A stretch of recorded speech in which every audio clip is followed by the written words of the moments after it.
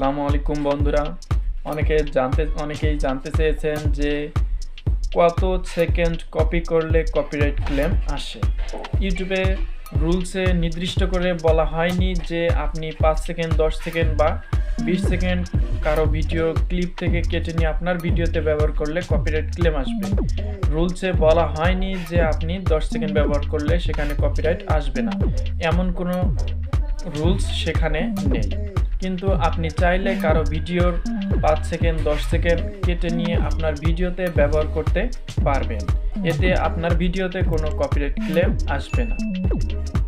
অনেকেই পুরো ভিডিওতে ডাউনলোড করে কেটে নিয়ে তার ভিডিওতে ব্যবহার করে থাকে, তো এটি করা যাবে না। কপিরাইট ক্লেম আসবে অথবা রিউজ কন্টেন্ট হয়ে যাবে।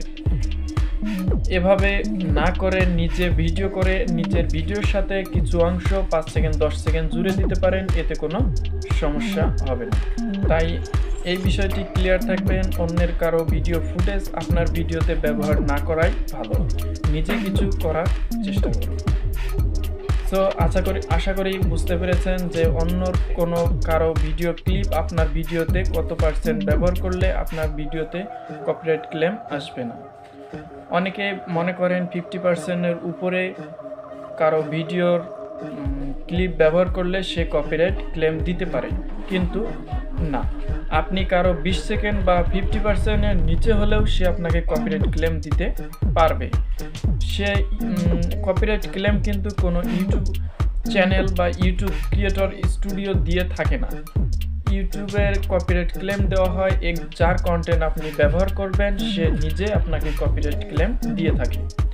সো আপনি কারো ভিডিও ফুটেজ কেটে নিয়ে আপনার ভিডিওতে ব্যবহার করলে সতর্ক থাকবেন। 5 সেকেন্ড থেকে 10 সেকেন্ড আপনি আপনার ভিডিওতে কেটে নিয়ে ব্যবহার করতে পারবেন, এতে কপিরাইট ক্লেম আসার সম্ভাবনা কম। কিন্তু 50%-এর উপরে কারো ভিডিও ক্লিপ আপনার ভিডিওতে ব্যবহার করবেন না, এতে কপিরাইট ক্লেম আসবে এবং রিউজ কন্টেন্টে পরিণত হয়ে যাবে। আশা করি পুরো বিষয়টি বুঝতে পেরেছেন।